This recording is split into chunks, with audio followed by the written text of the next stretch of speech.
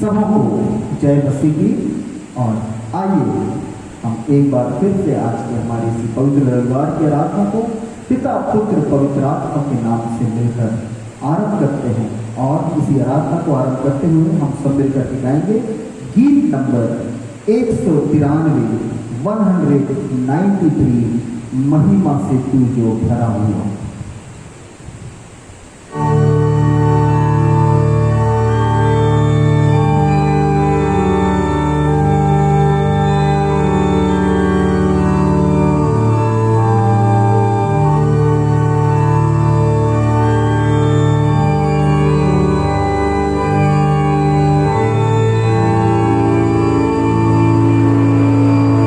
महिमा से तू जो भरा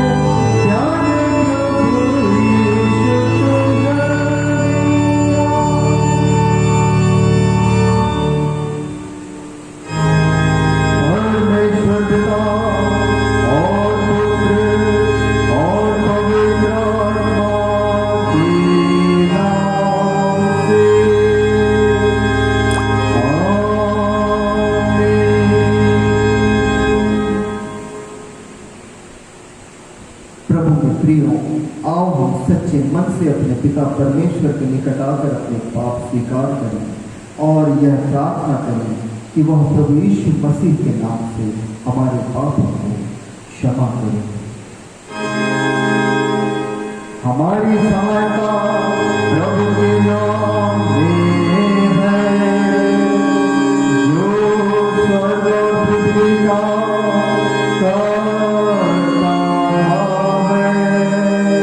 मैंने कहा कि मैं अपने प्रभु के सामने अपने पापों को स्वीकार करूंगा, तब तूने मेरे पापों का दोष क्षमा किया।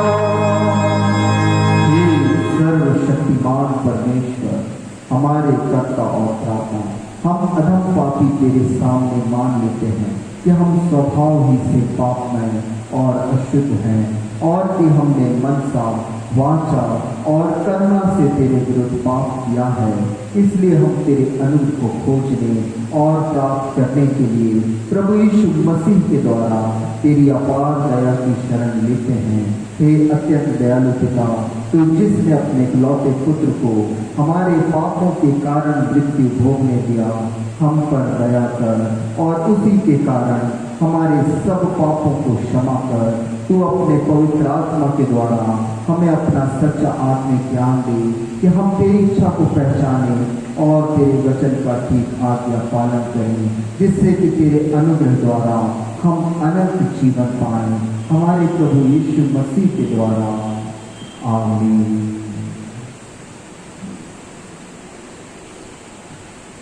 तुम्हारी इस स्वीकृति पर मैं प्रभु की आज्ञा के अनुसार तुमको जो सच्चे मन से पश्चाताप करते और उस पर विश्वास करते हो, तुम्हारे सब पापों की संपूर्ण क्षमा तुम्हें परमेश्वर पिता और पुत्र और पवित्र आत्मा के नाम से सुनाता हूँ। आमीन। आज के दिन के लिए ठहराया हुआ राइट हमें मिलता है हमारी आराधना की पुस्तक में पेज नंबर 84 पर त्रय के बाद का 15वां रविवार, पृष्ठ 84 पर त्रय के बाद का 15वां रविवार।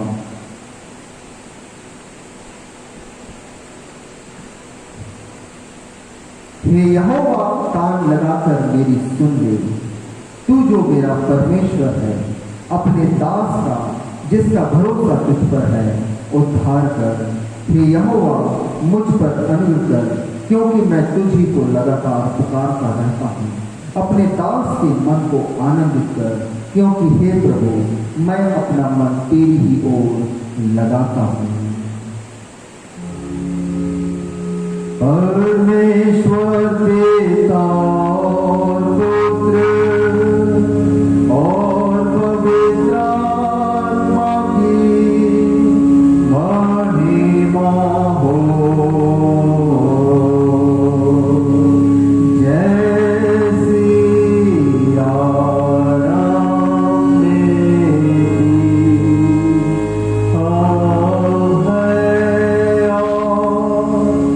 सदा से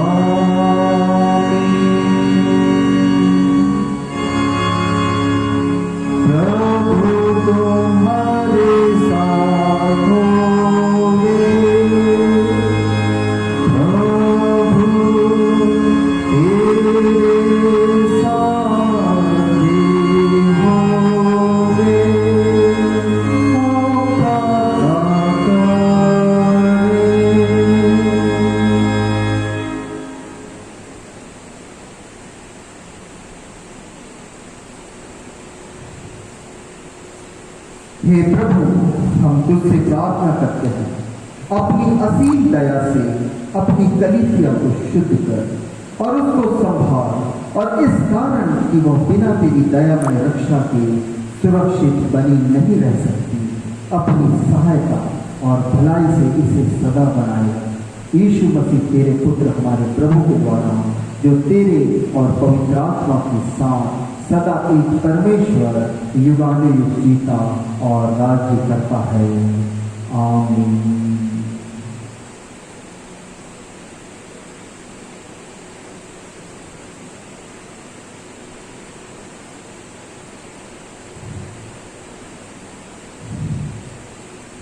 हम आज के दिन के लिए ठहराए हुए बाइबल पाठों का अध्ययन करने पाएंगे, और पुराने नियम का पाठ जो आज के दिन के लिए ठहराया गया है हमें मिलता है राजाओं की पहली पुस्तक के 17वें अध्याय में।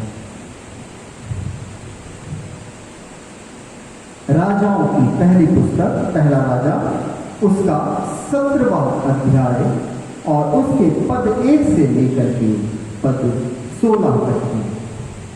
राजाओं की पहली पुस्तक उसका 17वां अध्याय और उसके पद 1 से लेकर के पद 16 तक के मैं आपके लिए पढ़ना चाहूंगा।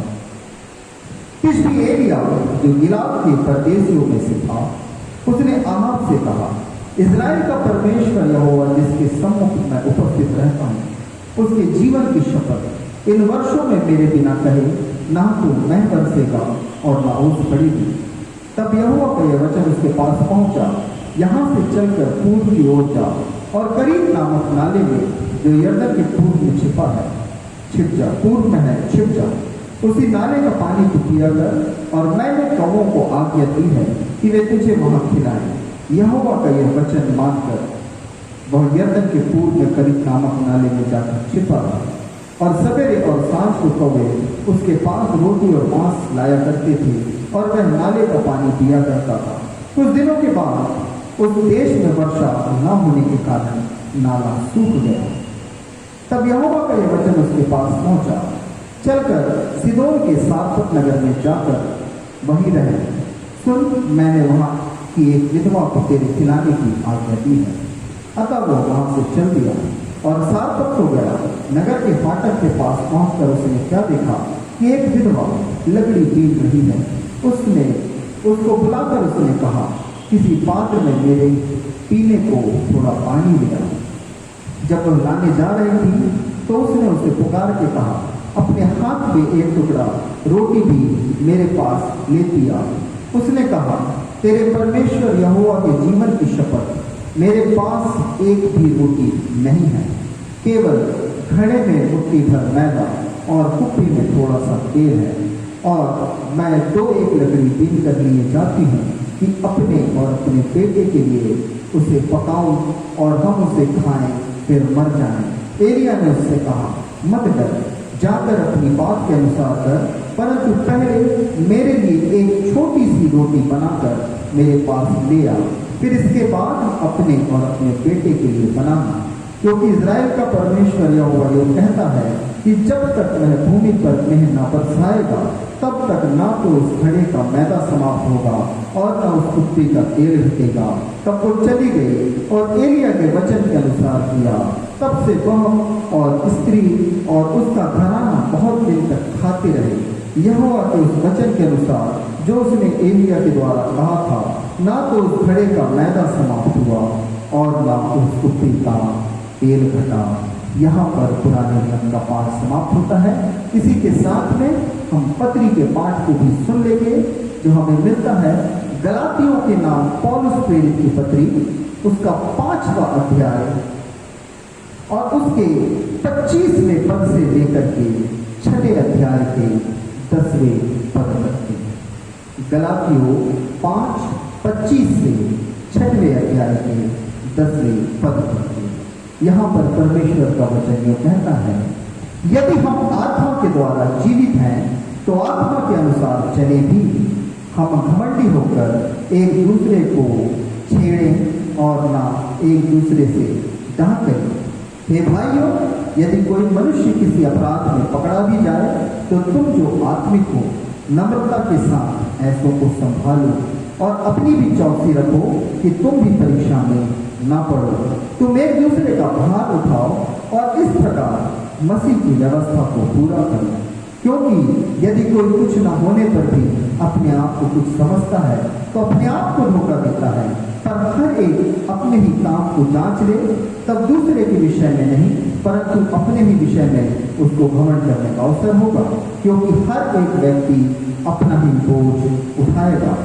जो वचन की शिक्षा पाता है वह सब अच्छी वस्तुओं में सिखाने वाले को भागी करे। धोखा न खाओ, परमेश्वर टट्टों में नहीं उड़ाया जाता। क्योंकि मनुष्य जो कुछ बोता है वही काटेगा।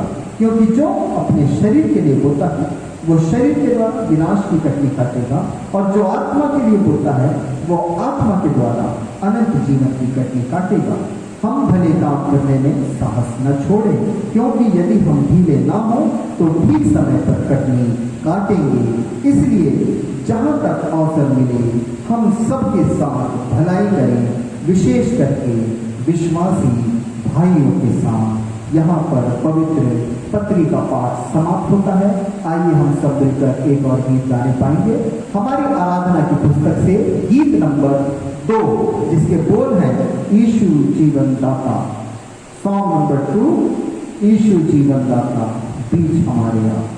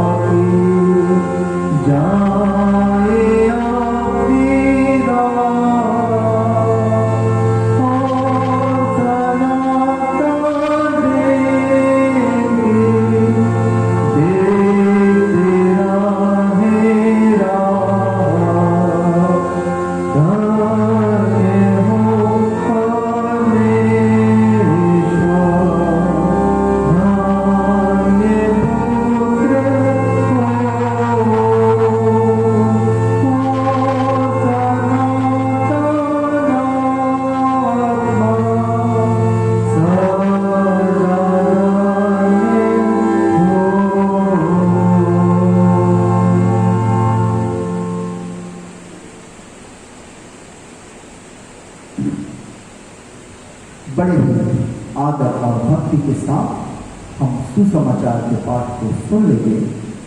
सुसमाचार का पाठ जो आज के दिन के लिए ठहराया गया है हमें मिलता है मत्ती रचित सुसमाचार उसका 6वां अध्याय। मत्ती रचित सुसमाचार उसका 6वां अध्याय और उसके 24वें पद से लेकर के अध्याय के अंतिम पद अर्थात 34वें पद तक हम पढ़ने पाएंगे। मत्ती रचित सुसमाचार 6वां अध्याय पद 24 से 34 तक के। कोई मनुष्य दो स्वामियों की सेवा नहीं कर सकता, क्योंकि वह एक से बैर और दूसरे से प्रेम रखेगा, या एक से मिला रहेगा और दूसरे को तुच्छ जानेगा। तुम परमेश्वर और धन दोनों की सेवा नहीं कर सकते। इसलिए मैं तुमसे कहता हूं कि अपने प्राण के लिए यह चिंता ना करना कि हम क्या खाएंगे और क्या पिएंगे, और न अपने शरीर के लिए कि क्या पहनेंगे।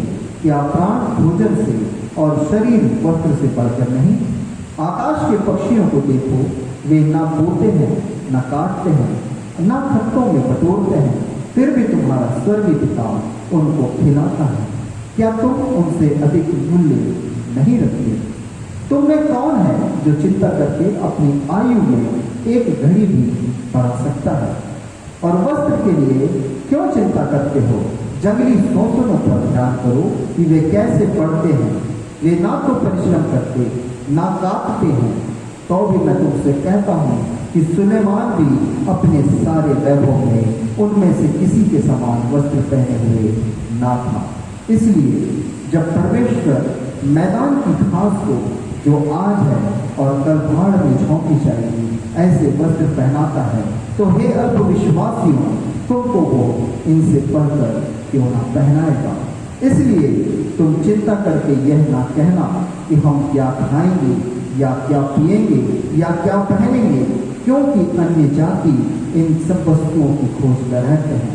पर तुम्हारा स्वर्गीय पिता जानता है कि तुम्हें इन सब वस्तुओं की आवश्यकता है। इसलिए तुम पहले परमेश्वर के राज्य और उसके धर्म की खोज करो, तो ये सब वस्तुएं भी तुम्हें मिल जाएंगी। अतः कल की चिंता ना करो, क्योंकि कल का दिन अपनी चिंता आप कर लेगा। आज के लिए आज ही का दुख बहुत है। यहाँ पर पवित्र सुसमाचार का पाठ समाप्त होता है। आइए हम सब विश्वासी अपने विश्वास को नाइसीन विश्वास वचन अनुसार अंगीकार करने पाए। नाइसीन विश्वास वचन हमारी आराधना की पुस्तक में पृष्ठ 5 पर, मैं विश्वास करता हूँ एक परमेश्वर सर्वशक्तिमान पिता पर, जो स्वर्ग और पृथ्वी और सब दृश्य और अदृश्य पदार्थों का करता है। मैं विश्वास करता हूँ एक यीशु मसीह पर, जो परमेश्वर का एक लौता पुत्र है। सर्वयुगों से पहले वह पिता से उत्पन्न हुआ, परमेश्वर से परमेश्वर, ज्योति से ज्योति, सत्य परमेश्वर से सत्य परमेश्वर, सृजा हुआ नहीं, पिता के साथ एक तत्व, जिसके द्वारा सब कुछ उत्पन्न हुआ। वह हम मनुष्यों के लिए और हमारे प्राण के लिए स्वर्ग से उतर आया, पवित्र आत्मा के द्वारा कुमारी मरियम से शरीरधारी हुआ और मनुष्य बना। पौंस पिलात के अधिकार में हमारे लिए क्रूस पर चढ़ाया गया, दुख भोगा, कब्र में रखा गया और पवित्र शास्त्र के अनुसार तीसरे दिन जी उठा, स्वर्ग पर चढ़ गया और पिता की दाहिनी ओर बैठा है और जीवितों और मृतकों का न्याय करने को महिमा के साथ फिर आएगा। उसके राज्य का अंत ना होगा। मैं विश्वास करता हूँ पवित्र आत्मा पर, जो प्रभु और जीवन दाता है। वह पिता और पुत्र से निकलता है, पिता और पुत्र के साथ उसकी आराधना और महिमा होती है। उसने नबियों के द्वारा बातें की। मैं विश्वास करता हूँ एक पवित्र विश्वव्यापी प्रेरित कलीसिया पर। मैं मानता हूँ एक बपतिस्मा जो पाप क्षमा के लिए है, और मैं मृतकों के पुनरुत्थान और आगामी जीवन की राह देखता हूँ। आमीन।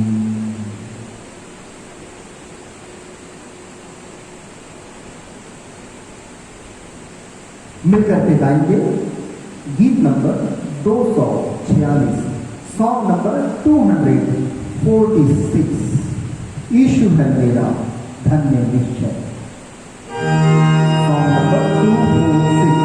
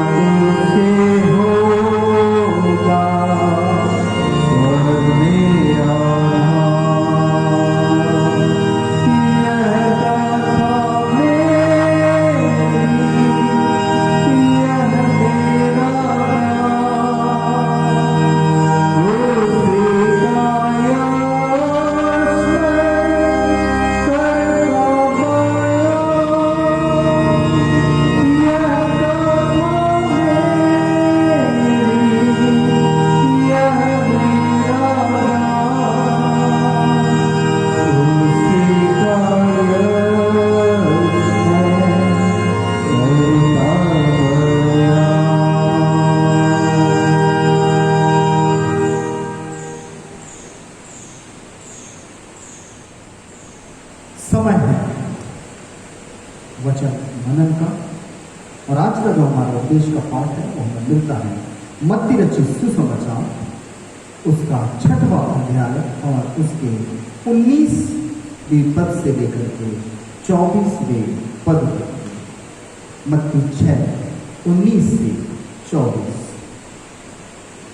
यहां पर परमेश्वर का वचन कहता है, अपने लिए पृथ्वी पर धन इकट्ठा ना करो, जहां कीड़ा और काई बिगाड़ते हैं और जहां चोर सेंध लगाते और चुराते हैं, परंतु अपने लिए स्वर्ग में धन इकट्ठा करो, जहां ना तो कीड़ा और ना काई बिगाड़ते हैं और जहां चोर ना सेंध लगाते हैं और ना चुराते हैं, क्योंकि जहां तेरा धन है वहां तेरा मन भी लगा रहेगा।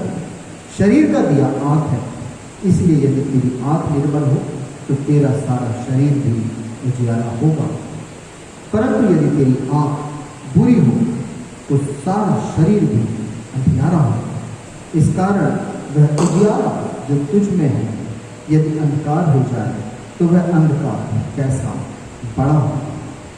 कोई मनुष्य दो स्वामियों की सेवा नहीं कर सकता, क्योंकि वह एक से बैर और दूसरे से प्रेम रखेगा, या एक से मिला रहेगा और दूसरे को तुच्छ जानेगा।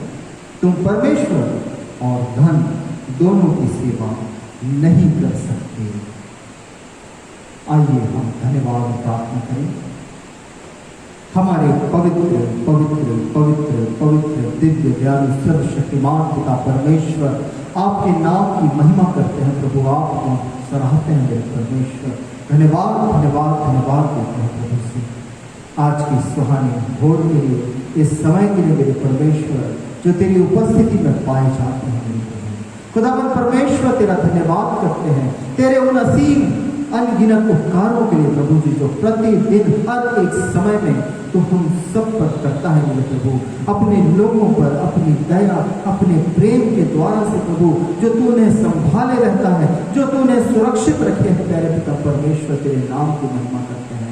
प्यारे खुदावंद परमेश्वर तेरा धन्यवाद करते हैं। हम मर नहीं गए, हम मिट नहीं गए, ये तेरी महान करुणा का फल है, ये तेरी अमर दया का फल है मेरे परमेश्वर। और इस दया के लिए, इस प्रेम के लिए प्रभु हृदय से कोटि कोटि तुझको धन्यवाद धन्यवाद धन्यवाद धन्यवाद कहते हैं मेरे प्रभु।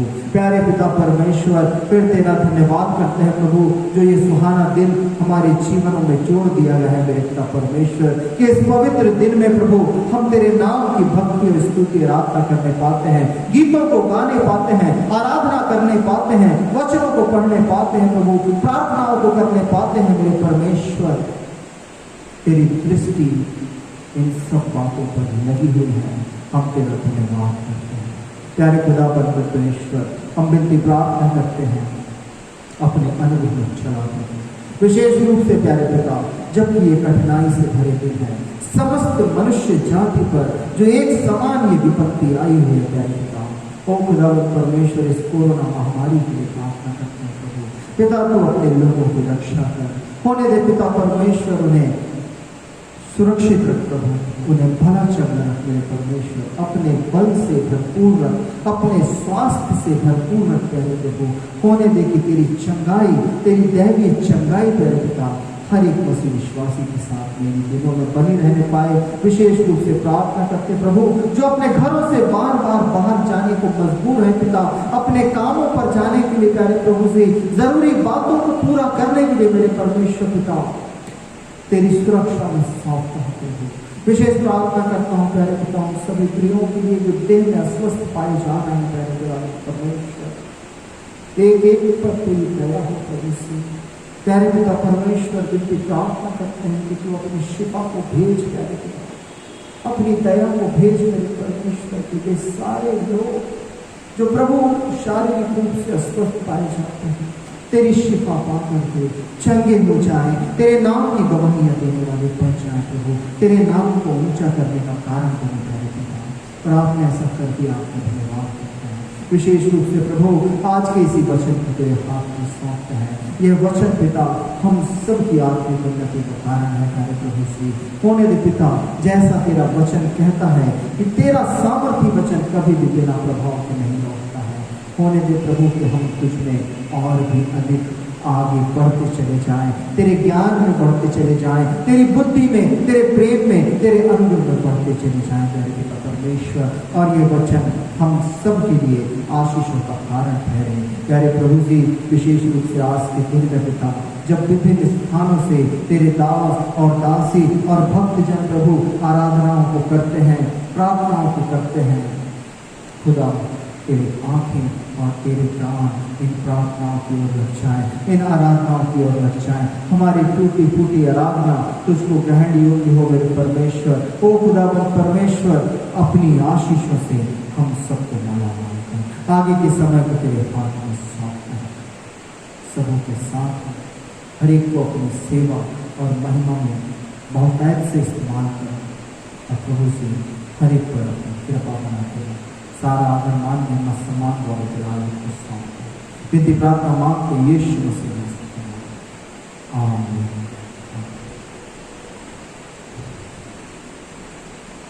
तीमुथियुस की पत्री में पौलुस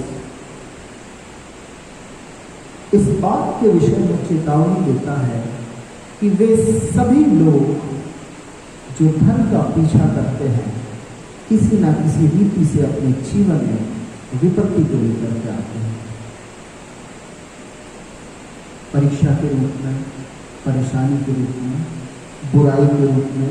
और तीमुथियुस की पहली पत्री के अंदर उसके 6वें अध्याय और उसके 9वें पद को हम यदि देखें, यहाँ पर लिखा हुआ है,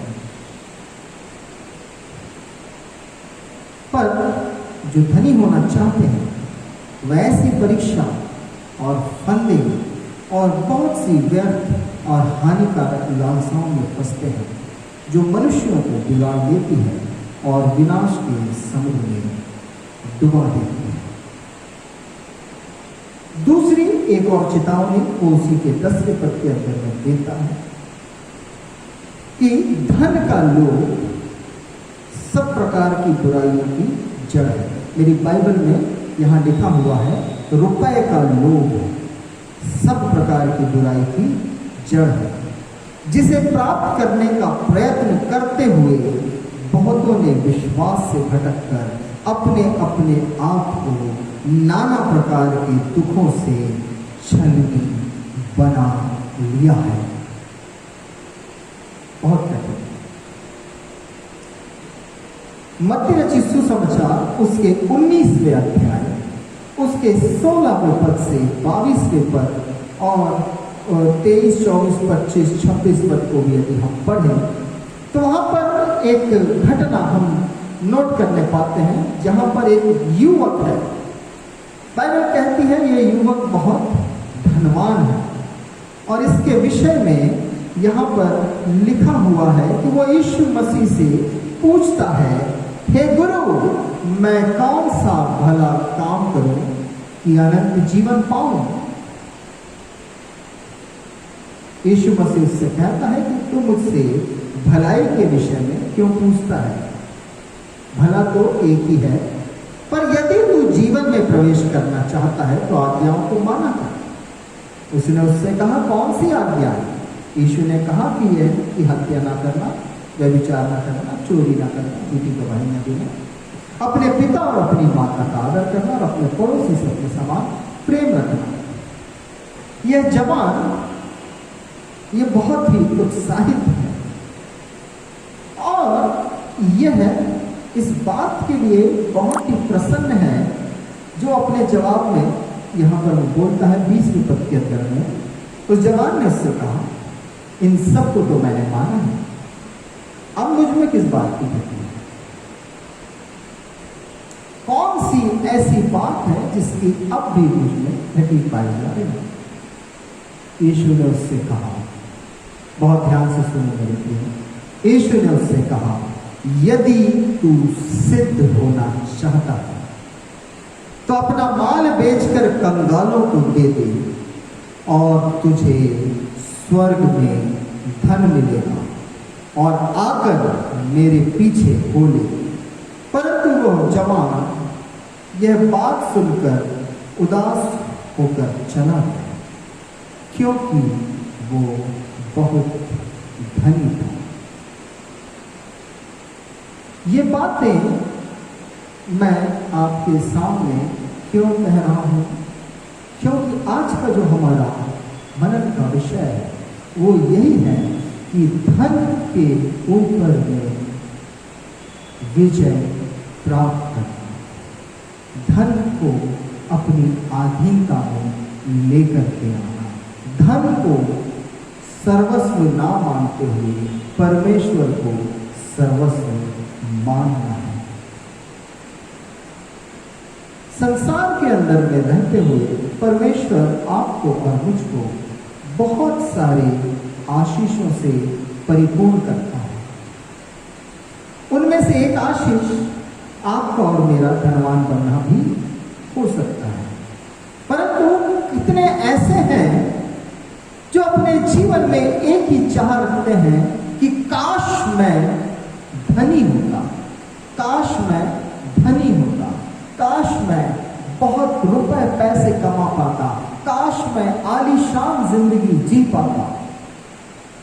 ऐसा सोचने में कोई बुराई नहीं है, परंतु कुछ चेतावनियां बाइबल आपको और मुझको सिखलाती है कि यदि मैं ऐसी मनसा रखता हूं तो मुझको थोड़ा सावधानी से आगे बढ़ने की आवश्यकता है। यहाँ जो हम मत्ती रचित सुसमाचार 6वें अध्याय के अंदर में 24वें पद को जब हम पढ़ते हैं, वहां पर इस धन को और परमेश्वर को दो स्वामी के रूप में प्रदर्शित कर दिया है। दो स्वामियों के रूप में प्रदर्शित कर दिया गया है। और यहाँ परमेश्वर का वचन कहता है कि तुम परमेश्वर और धन दोनों की सेवा नहीं कर सकते। तुम परमेश्वर और धन दोनों की सेवा एक साथ यदि मैं कॉन्सेंट्रेट करना चाहूं कि मैं अपने पैसों के ऊपर भी कॉन्सेंट्रेट कर लूं और परमेश्वर की भक्ति के ऊपर में भी, बाइबल सेज इट्स इम्पॉसिबल। और 19वें पद से जब हम इस बात को पढ़ते हैं, वहां पर एक बात लिखी हुई है, अपने लिए पृथ्वी पर धन इकट्ठा ना कर। और कहां धन इकट्ठा करना कहता है? वो कहता है अपने लिए स्वर्ग में धन इकट्ठा कर। आप समझ रहे हैं, ये बड़ा ही सरल सी बात है, परंतु लोग इसको, क्योंकि हम जैसे ही धन और परमेश्वर की भक्ति की बात करते हैं, कई बार लोगों को यह कंफ्यूजन हो जाता है कि अब पास्टर साहब दान देने के विषय में बात कर रहे हैं और पास्टर हैं तो वो तो ऐसा ही कहेंगे। नहीं मेरे प्रिय, जो बात परमेश्वर आज आपको और मुझको मत्ती रचित सुसमाचार 6वें अध्याय उसके 19 से 24वें पद में लिखा हुआ है, उस बात को जो आपको और मुझको सिखलाना चाहता है, यदि मैं उसको ध्यान पूर्वक समझता हूँ, मैं धन के ऊपर में अपना वर्चस्व स्थापित कर पाऊंगा, मैं धन को सही रीति से मैनेज करना सीख पाऊंगा, मैं अपने धन के द्वारा से परमेश्वर की महिमा करना सीख पाऊंगा, और मैं धन के द्वारा से किस रीति से परमेश्वर के नाम को ऊंचा उठा सकता हूँ, कैसे यह धन इस पृथ्वी पर से स्वर्ग के एक अकाउंट में मैं अपने लिए ट्रांसफर कर सकता हूँ। ये सारी बातें आज हमारी इस स्टडी, इस बाइबल अध्ययन के अंदर में होने वाली है। क्या हम इस बात के लिए तैयार हैं? जैसा आप और मैं जानते हैं कि जब हम अपने चारों तरफ देखते हैं, अंत बहुत ही निकट है, और आपको और मुझको अब और भी तीव्र गति से अपनी तैयारियों में जुट जाना होगा, क्योंकि बाइबल कहती है कि जब मनुष्य का पुत्र अपनी महिमा में आएगा और सब स्वर्गदूत उसके साथ आएंगे, तो वह अपनी महिमा के सिंहासन पर विराजमान होगा और सब जातियां उसके सामने इकट्ठा की जाएंगी। और जैसे चरवाहा भेड़ों को बकरियों से अलग कर देता है, वैसे ही वह उन्हें एक दूसरे से अलग करेगा। वह भेड़ों को अपनी दाहिनी ओर और बकरियों को बाईं ओर खड़ा करेगा। ये भेड़े कौन है? कौन है ये भेड़े? वो हैं जिन्होंने अपने लिए स्वर्ग में धन इकट्ठा किया हुआ है। आइए हम आज के हमारे इसी अध्ययन को प्रारंभ करें। पहला बिंदु जो हम देखेंगे वो है अपने लिए स्वर्ग में धन इकट्ठा करो। मत्ती रचित सुसमाचार उसका 6वां अध्याय 19 से 21वें पद में हमने इस बात को पढ़ा है, अपने लिए स्वर्ग में धन इकट्ठा करो, पृथ्वी पर इकट्ठा ना करो। क्यों नहीं करो उसका एक्सप्लेनेशन भी मिलता है। इस पृथ्वी पर इकट्ठा किया गया धन नाशवान है, कीड़ा और काई उसको बिगाड़ते हैं। ये उस काल की टर्मिनोलॉजी है। आज भी हम कई बार लोगों के मुख से ऐसी स्टोरी सुनने पाते हैं कि अरे किसी व्यक्ति ने अपने घर में, अपने गोदाम में इतना इतना पैसा रखा हुआ था और पता चला कि उस नोट के बंडल में दीमक लग गए, कभी आग से जल करके नष्ट हो गया, कभी बाढ़ में बह गया, कभी भूकंप में भूमि में समा गया। क्यों? क्योंकि उसने अपने मनी का स्टोरेज प्रॉपर प्लेस में नहीं किया था। This is what Bible warns about. आपको और मुझको बाइबल इसी अनहोनी के विषय में चेतावनी देती है। तो कुछ लोग कहेंगे कि हम उसको बैंक में रखेंगे, हम उसको लॉकर में रखेंगे। It's okay. क्या वहां पर भी वो सेफ होगा? Who can guarantee? तब क्या करें? क्या करें?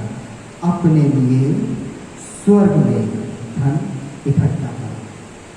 क्यों? वहां पर ये नाशवान नहीं है, वहां पर ये अनंतकालीन है। इस संसार से आप और मैं खाली हाथ जाने वाले, खाली हाथ। परंतु इस संसार में रहते हुए हम किस रीति से अपने मनी को यूज करते हैं एंड हाउ वी इन्वेस्टेड, यह मायने बदल देता है हमारे जीवन के द्वारा से कमाए हुए रुपयों का, हमारे जीवन में कमाए हुए धन का। वे सभी जो अपने लिए स्वर्ग में धन इकट्ठा कर रहे हैं, वो इस बात से सुनिश्चित हैं कि मुझे इस डिपॉजिट में किसी भी प्रकार से लॉस नहीं होने वाला है। बाइबल कहती है परमेश्वर किसी का उधार नहीं करता। वो कहता है अपना धन मुझे देकर के मुझे परखो और देखो कि मैं तुम पर अपरंपार आशीषों की वर्षा करता हूं या नहीं करता हूं।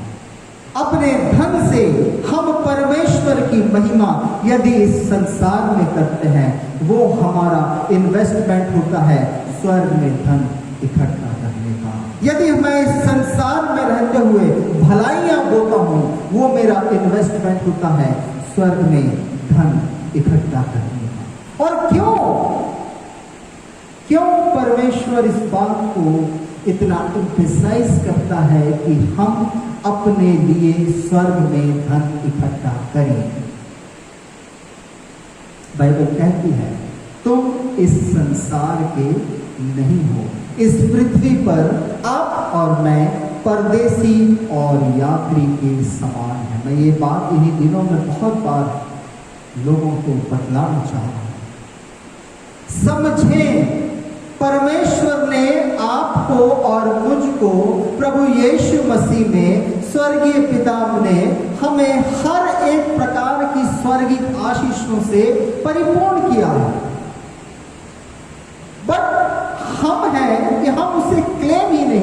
करना चाहते हैं। हम अभी भी निश्चितता में, नेग्लिजेंस में, कंफ्यूजन में, ना जाने किस रीति का जीवन व्यतीत कर रहे हैं। बाइबल कहती है अपने लिए स्वर्ग में धन इकट्ठा करो। क्यों? क्योंकि जहां तेरा धन है, जहां तेरा धन है, वहीं तेरा मन भी होगा। जहां तेरा धन है, वहीं तेरा मन भी होगा। एक्सपीरियंस है हमें इस बात, हम इस बात को भली रीति से अनुभव से जानते हैं, अनुभव से जानते हैं। कई बार मैं लोगों को देखा, कभी उनका पर्स खो जाए, कहीं रख करके भूल जाए, ओह माय गॉड, कितनी बेचैनी हो जाती है। कहाँ रख दिया है, कहाँ रखा हुआ है, कहीं खो तो नहीं गया है, किसी ने चुरा तो नहीं लिया है।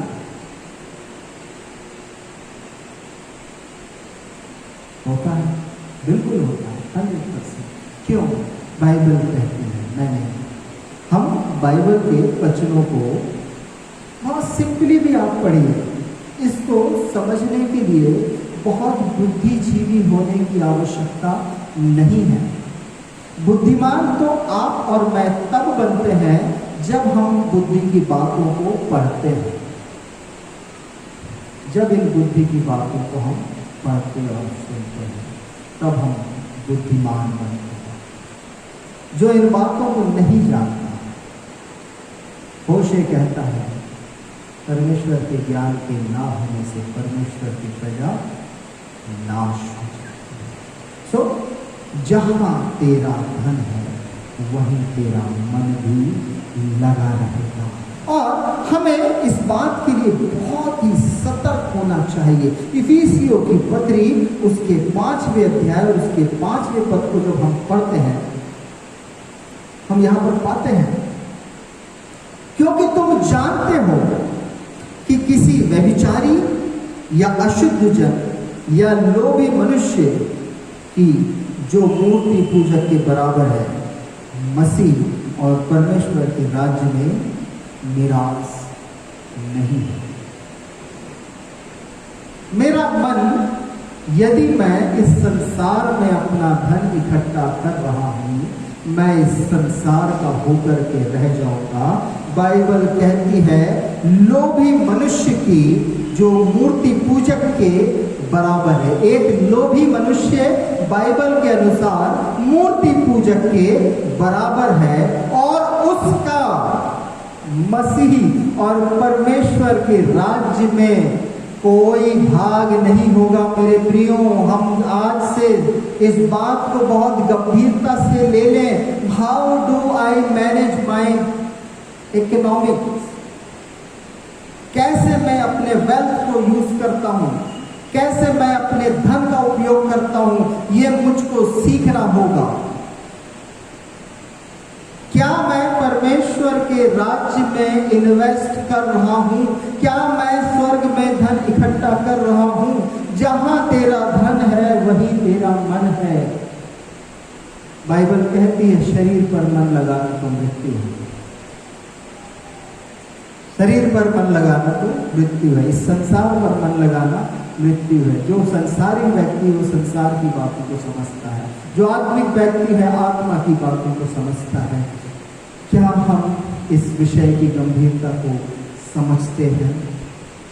परमेश्वर और धन, इन दोनों के बीच में अंतर करके आपको और मुझको आना चाहिए। कुलुस्सियों की पत्री हम निकालें, कुलुस्सियों की पत्री उसका 3रा अध्याय और उसके 5वें पद को यदि हम देखें, यहां लिखा है, इसलिए अपने उन अंगों को मार डालो जो पृथ्वी पर है, अर्थात व्यभिचार, अशुद्धता, दुष्कामना, बुरी लालसा और लोभ को जो मूर्ति पूजा के बराबर है। जब एक व्यक्ति लोभी होता है, लोभ से भर जाता है। किस बात का लोभ? जिस किसी की बात का लोभ, उसका पूरा ध्यान हर वक्त उसी बात को सोचने में लगा रहता है। कैसे हासिल कर पाऊं, कैसे हासिल कर पाऊं, कैसे हासिल कर पाऊं। और इस बात को सोचते सोचते सोचते वो अपने आप को इतना करप्ट कर लेता है, सांसारिक बातों में अपने आप को इतना लीन कर लेता है कि सब कुछ पीछे छोड़ करके बस वो उसी बात में अपना सर्वस्व समर्पित कर देता है।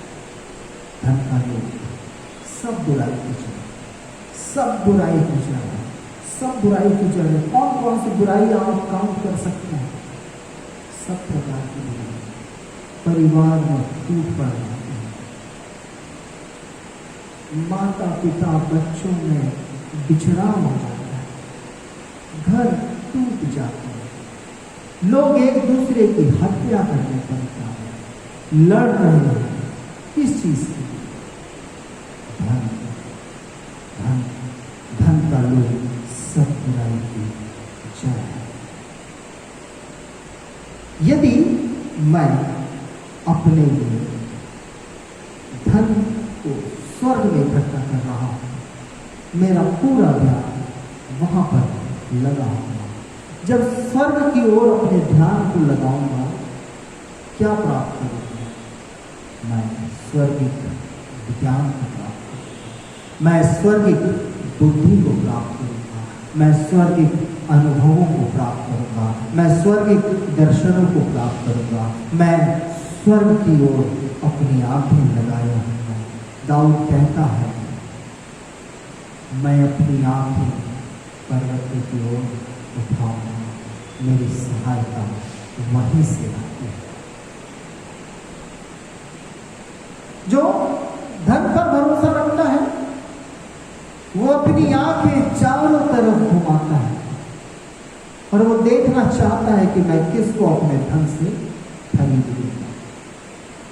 लेकिन वो व्यक्ति जो स्वर्ग की ओर अपने ध्यान को लगाए रखता है, वो आवश्यकता के समय मनुष्य की ओर नहीं ताकता है, वो परमेश्वर को देखता है, परमेश्वर को देखता है और उसको सहायता मिलती है।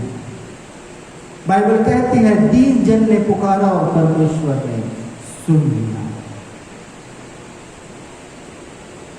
दाऊद कहता है, मैं प्रेम रखता हूं क्योंकि उसने पहले मुझसे प्रेम किया।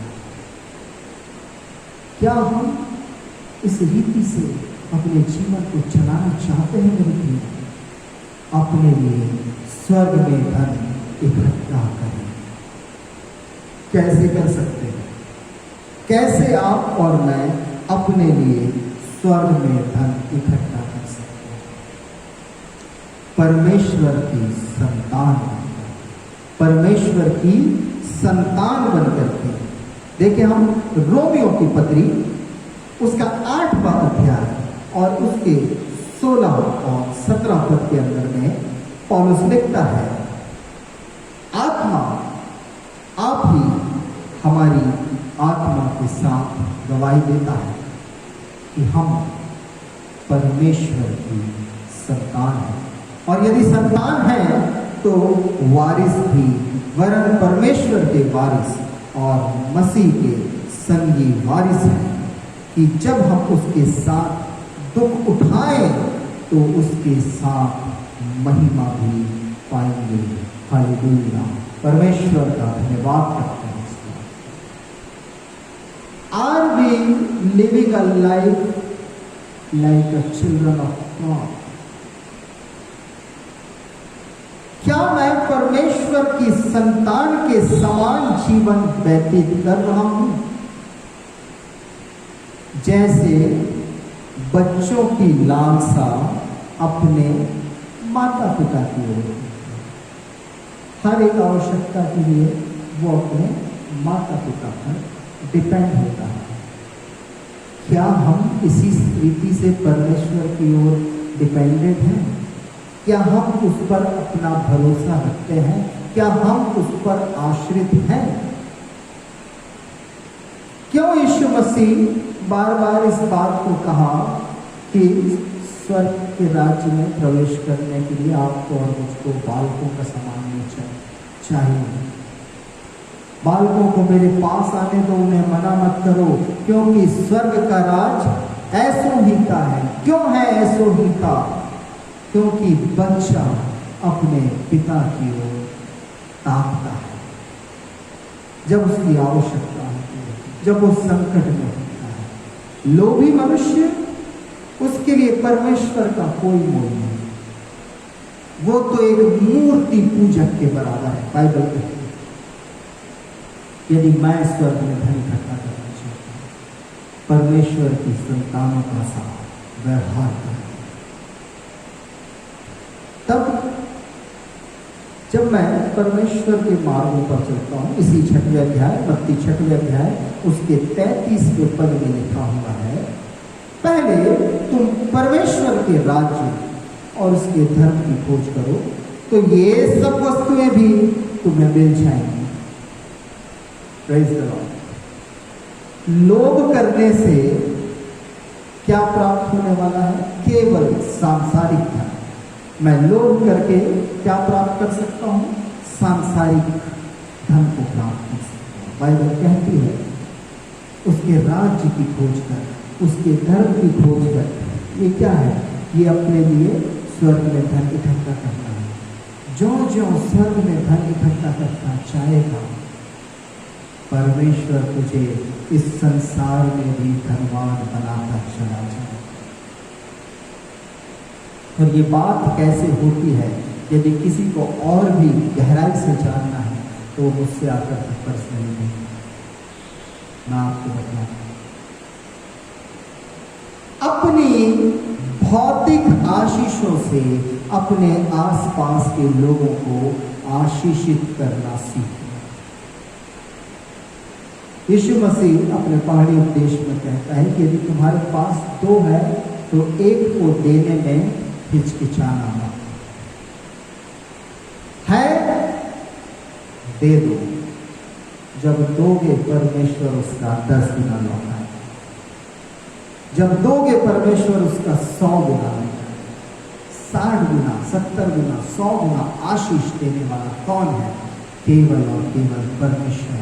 मनुष्य से नहीं हो सकता, परंतु परमेश्वर से हो सकता है, हो सकता है। और परमेश्वर करता है। हम दूसरों के लिए आशीष का कारण ठहरे मेरे प्रिय। अपने धन का सही मैनेजमेंट और सही उपयोग करते आपको और मुझको आना चाहिए, क्योंकि हम जानते हैं उस धनवान को जिसकी मेज के नीचे बैठ करके लाजर उसकी चूर चार खाया करता था, उसकी मेज से गिरे हुए टुकड़ों को खाया करता था। उस बैंजनी वस्त्र पहने व्यक्ति ने, उस धनवान व्यक्ति ने, उस मेज पर बैठ करके खाने वाले व्यक्ति ने कभी भी इस बात को नहीं विचार किया, चलो मैं लाजर के लिए थोड़ी सी भलाई बोल देता हूं। क्या जाने इसी रीति से मैं स्वर्ग में अपने लिए धन इकट्ठा कर लूंगा। क्या जाने, क्या जाने। और ये एक सच्चाई है मेरे प्रिय। जब हम परमेश्वर के लिए खर्च करने से नहीं कतराते हैं, जब हम परमेश्वर के लिए खर्च करने से नहीं शर्माते हैं, तब बहुत बड़ी बड़ी आशीषें आपके और मेरे जीवन में आती हैं। इब्रानियों की पत्री उसके 13वें अध्याय के अंदर में लिखा हुआ है, भाईचारे की प्रीति बनी रहेगी।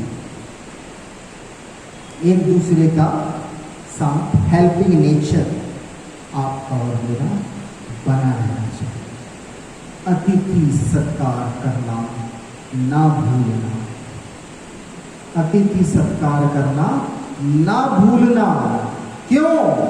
क्योंकि इसके द्वारा कुछ लोगों ने अनजाने में स्वर्गदूतों का आदर सत्कार किया। Praise the Lord.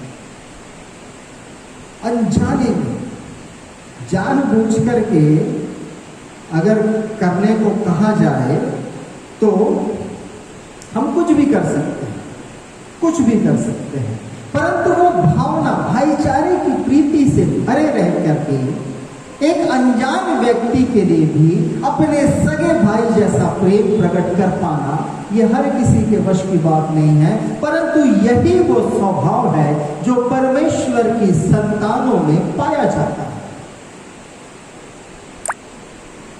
और बाइबल कहती है कि ऐसा करने के कारण से ना जाने कितनों ने स्वर्गदूतों की सेवा कर दी, अर्थात स्वयं परमेश्वर की सेवा। मत्ती रचित सुसमाचार उसके 25वें अध्याय में उसके 37वें पद के अंदर में एक बड़ा ही कॉम्प्लिकेटेड और बहुत रोचक क्वेश्चन है। वो क्वेश्चन यह है, तब धर्मी उसको उत्तर देंगे, हे प्रभु, हमने कब तुझे भूखा देखा और खिलाया, या प्यासा देखा और पिलाया? हमने कब तुझे परदेसी देखा और अपने घर में ठहराया, या नंगा देखा और कपड़े पहनाए? हमने कब तुझे बीमार देखा या बंदी गृह में देखा और तुझसे मिलने आए? तब राजा उन्हें उत्तर देगा, मैं तुमसे कहता हूं, तुमने जो मेरे इन छोटे से छोटे भाइयों में से किसी एक के साथ किया है, वह मेरे साथ किया है। Praise the Lord. जो छोटे से छोटे भाइयों के साथ किया, यीशु कहता है, वो तुमने मेरे साथ किया है। यदि आप और मैं धन पर काबू पाना चाहते हैं, उस पर अपना आधिपत्य स्थापित करना चाहते हैं, धन के सेवक नहीं बनना है, उसे अपने वश में रखना है। सेवा सिर्फ एक की करना है, जीवते और सच्चे परमेश्वर की। कोई भी व्यक्ति दो स्वामियों की सेवा नहीं कर सकता, क्योंकि वो एक को प्रसन्न करेगा और दूसरे को वो अप्रसन्न कर देगा। हम परमेश्वर और धन दोनों की सेवा नहीं कर सकते। इसीलिए यदि मैं अपने धन के ऊपर में आधिपत्य स्थापित करना चाहता हूँ, यदि मैं धन को अपने अधीन बनाए रखना चाहता हूँ, मैं भलाई को ना सीखूं, अपने लिए स्वर्ग में धन इकट्ठा करना सीखूं। दूसरी बात हम देखें,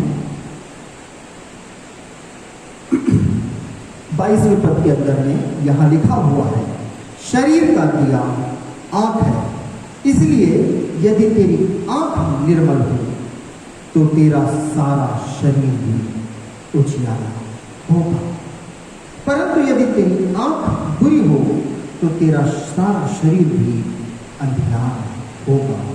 इस कारण वह उजियारा जो तुझ में है, यदि अंधकार हो तो वो अंधकार कैसा बड़ा होगा। आंख निर्मल हो जाए, आंख निर्मल हो जाए, यह एक प्रतिरूप है जो प्रभु यीशु मसीह ने यहाँ पर इस्तेमाल किया है।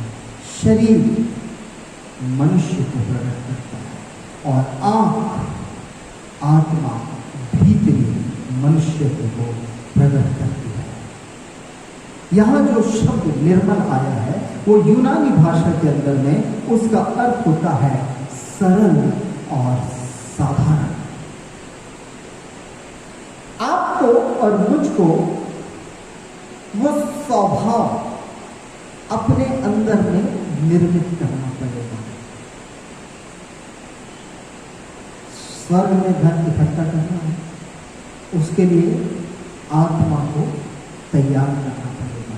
आंख निर्मल होना चाहिए। क्यों? क्योंकि मेरा शरीर जो है वो अपने वश में नहीं होता है, आत्मा उसको चलाती है, आत्मा उसको चलाती है।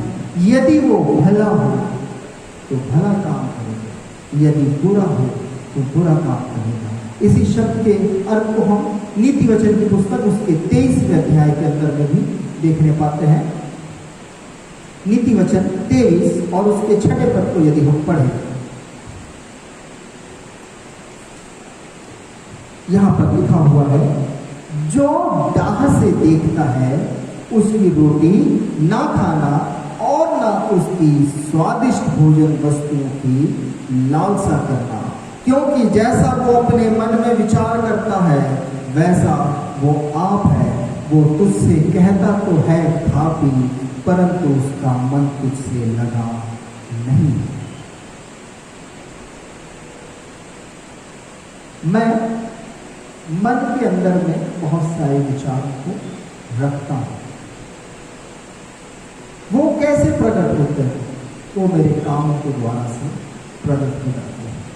जैसा मनुष्य अंदर होता है वैसा ही वो बाहर अपने आप को दिखलाता है। बाइबल कहती है, एक ही सोते से दो स्वाद का जल नहीं निकल सकता। हमें अपनी आत्मा को निर्मल बनाना सीखना होगा। एक वचन हम पढ़े मत्ती रचित सुसमाचार उसका 20वां अध्याय और उसके 15वें पद को हम देखें। यहाँ पर लिखा हुआ है, क्या यह उचित नहीं कि मैं अपने माल से जो चाहूं सो करूं? क्या मेरे भले होने के कारण तू बुरी दृष्टि से देखता है? यहाँ पर वो दृष्टांत के अंदर में स्वामी की भलाई के विषय में बतलाया है, और वो आंख जो बुरी दृष्टि रखती है और वो आंख जो निर्मल दृष्टि रखती है, कि मैं एक व्यक्ति को, जैसा हमने कहा भलाई, इस संसार में आप और मैं भलाई कैसे हो सकते हैं? मत्ती 25 के अंदर में हमने पढ़ा, नंगे भूखे बीमार लाचार लोगों की सुधि लेकर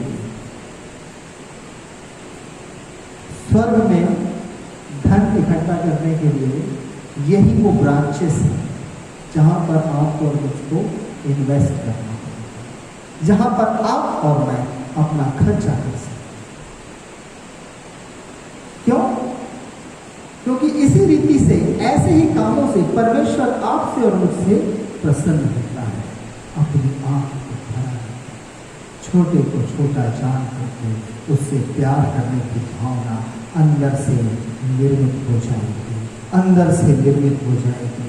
और जब ऐसा होगा तब हम पाएंगे कि हम अब सांसारिक बातों पर मन लगाने वाले नहीं हैं, हम स्वर्ग की बातों पर मन लगाने वाले बन गए हैं। हम स्वर्ग में धन इकट्ठा करने वाले बनते जा रहे हैं। लूका रचित सुसमाचार उसके 12वें अध्याय के अंदर में हम इस बात को देखने पाते हैं कि हमें अपने आप को लोभ से और दूसरों को हानि पहुंचाने से रोकना चाहिए। हम अपने आप को, दूसरों को जितना हो सके अपने जीवन से आशीष दे पाए, ये हमारा जीवन का मूल उद्देश्य होना चाहिए। एक वचन मैं पढ़ना चाहूंगा, लूका रचित सुसमाचार उसके 12वें अध्याय और उसके 15वें पद को। यहाँ लिखा है, चौकस रहो और हर प्रकार के लोभ से अपने आप को बचाए रखो, क्योंकि किसी का जीवन उसकी संपत्ति की बहुतायत से नहीं होता है। चौकस, आपका और मेरा जीवन हमारे धन की बहुतायत से नहीं होने वाला है। डजंट मैटर कि मेरे पास में 100 एकड़ जमीन है, बंगला है, गाड़ी है, नौकर चाकर है, बहुत सी धन संपत्ति जेवर और पता नहीं क्या क्या है। बाइबल कहती है मनुष्य का जीवन धन की बहुतायत से नहीं होता है। कितना भी पैसा, जब इस संसार से कूच करने का समय आएगा, वही कब्र का साइज होगा, उतनी ही गहराई होगी। आप और मैं उस कब्र के विश्राम में डाल दिए जाएंगे, लोग मिट्टी डाल करके चले जाएंगे, भूल जाएंगे। बाइबल में बार बार धन और परमेश्वर के बीच में चुनाव करने के लिए लोगों को बहुत सारे उदाहरण दिए गए, पर लोग उन बातों को ना जाने क्यों नजरअंदाज करके अपना जीवन बिता रहे हैं। मेरे प्रियो, आइए हम स्वर्ग में धन इकट्ठा करना सीखें। आइए हम इस सांसारिक धन पर अपना आधिपत्य स्थापित करें कि हम उसके अधीन नहीं हैं, वो हमारे अधीन है और हम जैसा चाहें अपने धन के साथ वैसा कर सकते हैं। हम जैसा चाहें अपने धन को भलाई के कामों में लगा सकते हैं। तीसरी बात, यदि मैं धन के ऊपर में अपना आधिपत्य स्थापित करना चाहता हूं, मैं परमेश्वर के अधीन रहूं, क्योंकि जब मैं परमेश्वर के अधीन होता हूं, परमेश्वर समस्त संसार को मेरे अधीन कर देता है। बाइबल कहती है, यदि परमेश्वर हमारी ओर है तो हमारा विरोधी कौन है? कौन है? क्या आप उसका उत्तर दे सकते हैं? क्या आप उसका उत्तर दे सकते हैं? यदि परमेश्वर हमारी ओर है तो हमारा विरोधी कौन है? और यदि हम इसको इस रीति से भी समझें, यदि परमेश्वर हमारे विरोध में हो तो आपको और मुझको कौन बचा सकता है? इस संसार में ऐसी कोई ताकत नहीं बनी, कोई ताकत नहीं बनी। आप और मैं जानते हैं सदोम और अमोरा के उस हश्र को क्या हुआ था। जब चिल्लाहट पड़ गई, परमेश्वर ने एक बारिश भेजी, आग और गंधक से जलने वाली वो आग की बारिश, सारी नगरी नाश। जब परमेश्वर ने देखा नूह के से पृथ्वी पर चिल्लाहट बढ़ गई, पाप बढ़ गया, मनुष्य के मन में जो कुछ उत्पन्न होता बुरा ही होता, मैं इसको नष्ट कर दूं। किसने फेवर पाया? बाइबल कहती है कि नूह ने परमेश्वर का फेवर पाया, परमेश्वर की दृष्टि में खरा था। सारी पृथ्वी पर पानी भरा हुआ,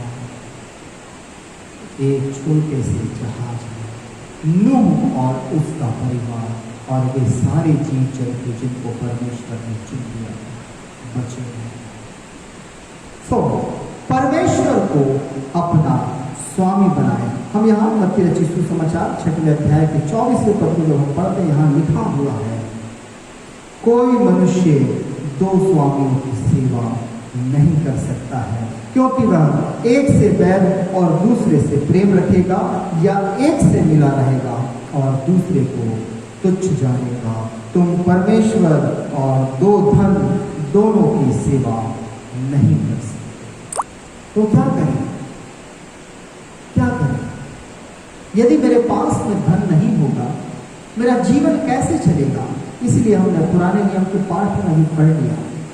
पुराने नियम के पाठ में हमने पढ़ लिया, जब अकाल पड़ा, परमेश्वर का वचन एलिया के पास में पहुंचता है, करीत नाले के किनारे चला जा, करीत नाले के किनारे चला जा। जब तक हो सकेगा दुनियावी सहायता से तेरा काम चलता जाएगा। करीत नाले का पानी पी लेना, और मैंने कौवों को आज्ञा दे रखी है, वो तेरे खाने का भी इंतजाम करते। फिर कुछ दिनों बाद ऐसा हुआ कि करीब का जल सूख गया, करीब नाले का जल सूख गया। अब तो सांसारिक सहायता खत्म हो गई। चिंता का विषय,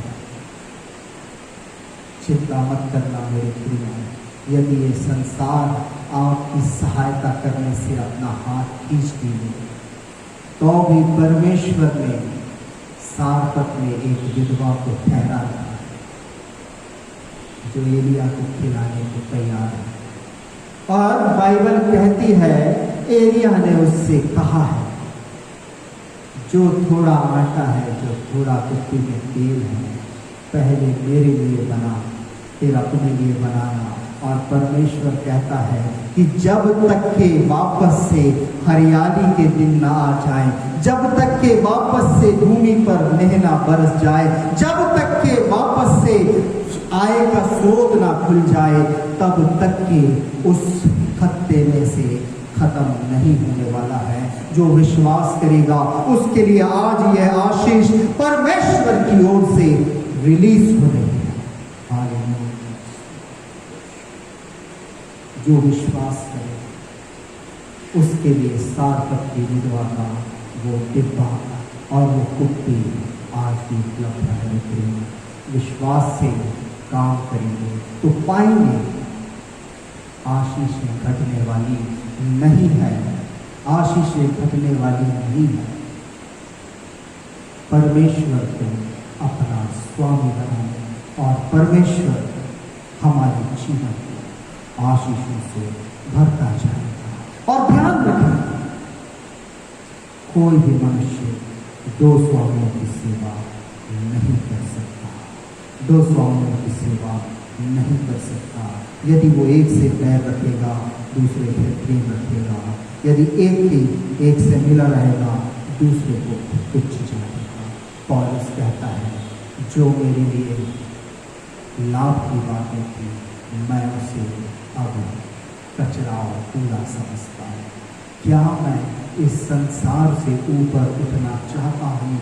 क्या मैं अपने लिए स्वर्ग में धन इकट्ठा करना चाहता हूँ? क्या मैं धन के ऊपर में अपना आधिपत्य स्थापित करना चाहता हूँ?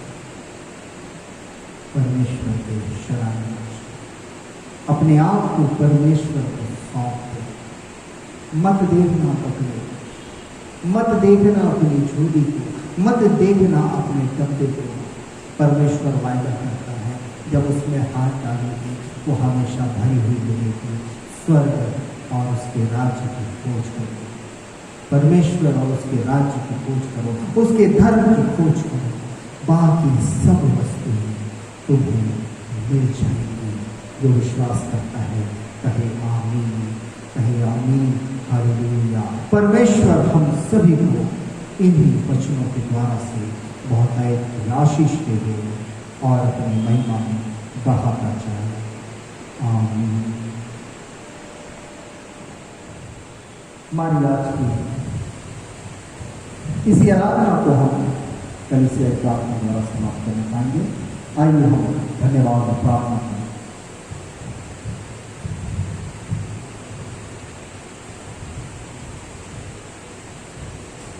कलीसिया प्रार्थना हमारी आराधना की पुस्तक में पृष्ठ 8 पर, हे सनातन सर्वशक्तिमान परमेश्वर, तू जो सब जातिगण द्वारा आराधनीय है, हम हृदय से नम्रतापूर्वक तेरी उन सब आगणित आत्मिक आशीषों के लिए धन्यवाद करते हैं जो तूने हमारे अयोग्य होते हुए हमको दी है।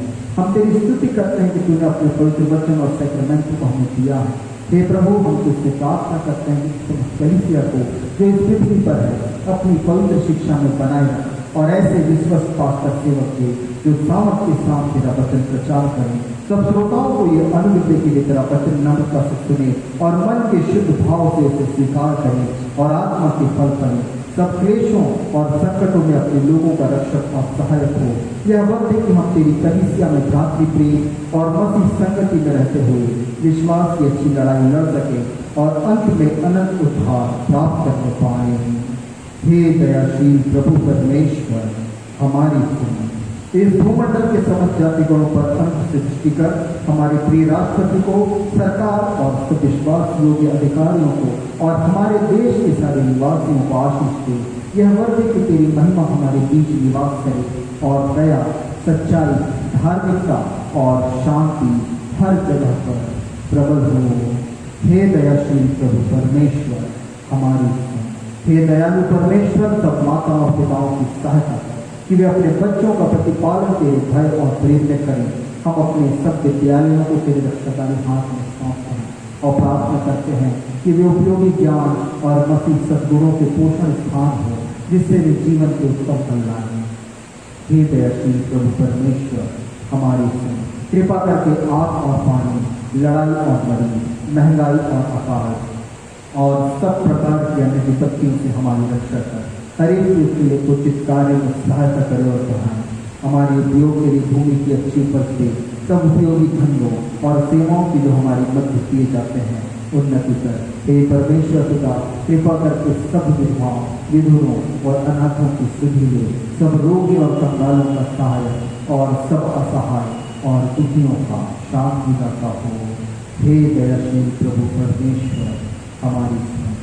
जमीन और आसमान को बनाने वाले जीवते पिता खुदावंद परमेश्वर, आपके नाम की महिमा करते हैं आज के इसी दिन के लिए प्रभु, जिसमें आपने पिता परमेश्वर अपने उपस्थिति में आने का अनुग्रह प्रदान किया है। प्यारे पिता खुदावंद परमेश्वर, हम आराधना में शामिल हर एक व्यक्ति को नाम नाम तेरे हाथ में सौंपते हैं। पिता स्वर्ग आशीषों की कामना करते हैं। खुदावंद परमेश्वर, विशेष रूप से प्रार्थना करते हैं उन सभी प्रियों के लिए जो दैहिक रूप में अस्वस्थ पाए जाते हैं। मिस्टर रघु और प्यारे पिता मौली के लिए खुदावंद परमेश्वर, ग्लोरिया के प्रभु जी और पिता परमेश्वर जॉनथन अंकल, राजू भैया के लिए और भी पिता जितने लोग दैहिक रूप में अस्वस्थ हैं, मिस्टर मेहता, मिसेस मेहता के लिए प्यारे पिता परमेश्वर और जितने भी लोग प्यारे प्रभु जी हमारी मंडली के हैं और खुदा शरीर में अस्वस्थता का अनुभव करते हैं, उन सबको तेरी उपस्थिति के लिए सानिध्य में लाते हैं। अपने अनुग्रह से भरपूर करें। विशेष रूप से पिता प्रार्थना करते हैं हमारे वाराणसी शहर में पाए जाने वाले उन सारे कोरोना पेशेंट्स के लिए भी प्यारे प्रभु जी,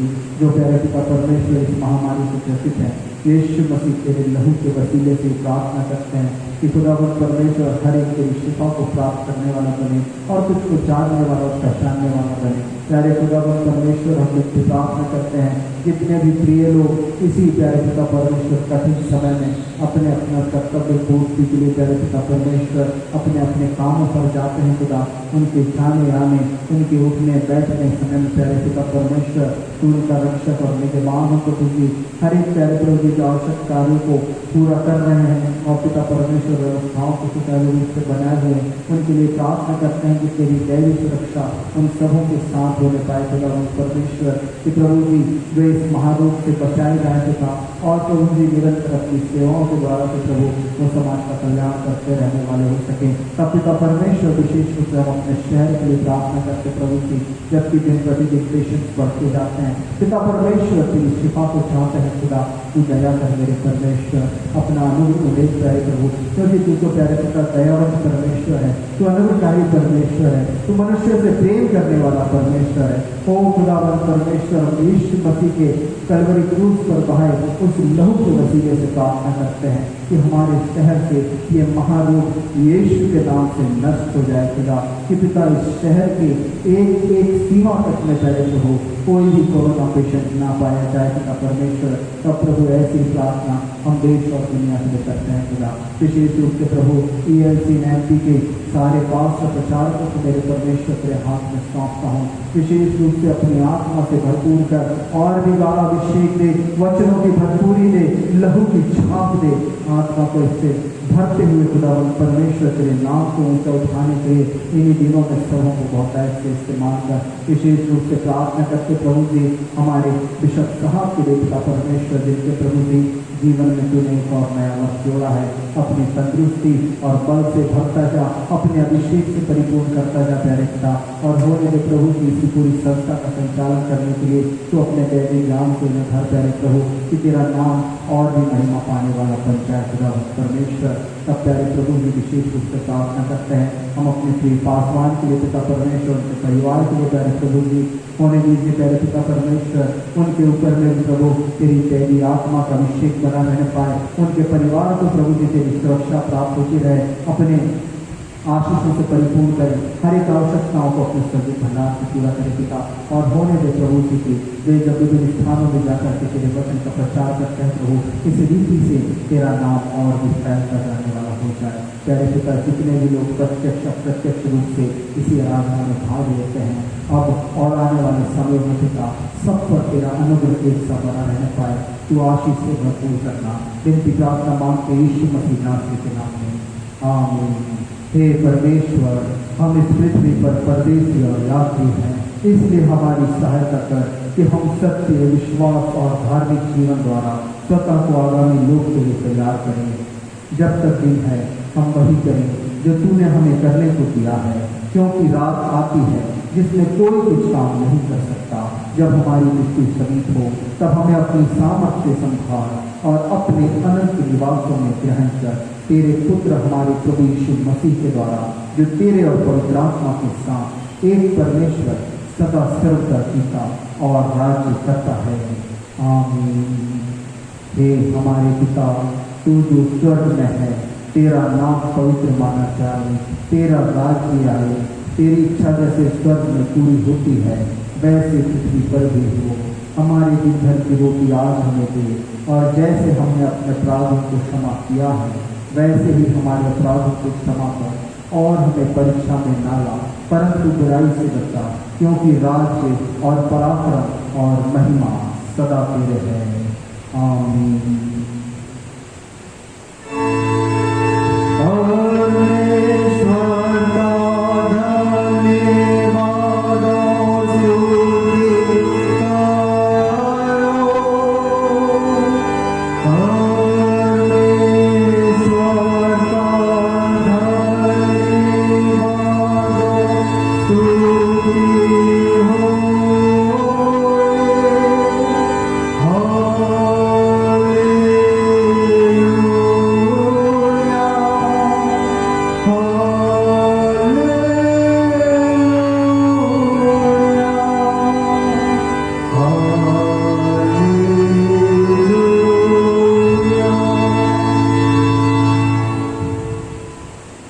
अपने हृदय परमेश्वर के सामने झुकाकर आशीष ग्रहण करें। प्रभु तुम्हें आशीष दे और तुम्हारी रक्षा करे। प्रभु अपने मुख का प्रकाश तुम पर चमकाए और तुम पर अनंत करे। प्रभु अपना मुख तुम पर प्रकट करे और तुम्हें शांति दे। परमेश्वर पिता और पुत्र और पवित्र आत्मा के नाम से,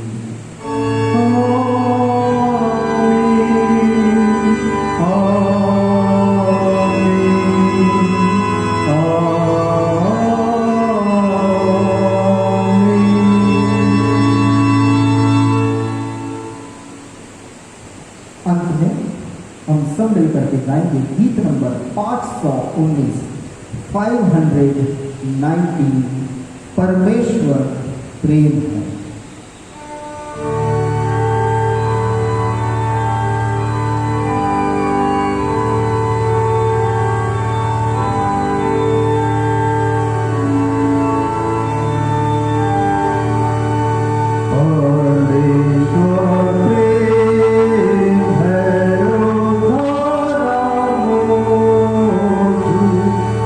परमेश्वर प्रेम है।